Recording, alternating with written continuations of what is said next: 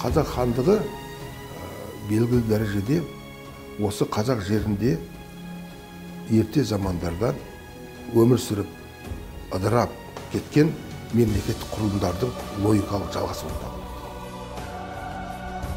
Өз дәуірінде көршілес жатқан мемлекеттермен тиімді дипломатиялық қарым-қатынас жүргізген танымал мемлекетке айналды. Бүгінгі Қазақстан өзінің мемлекеттік және ұлттық дәстүрлерін қадірлеген кемел болашаққа қадам басқан жасампаз ел.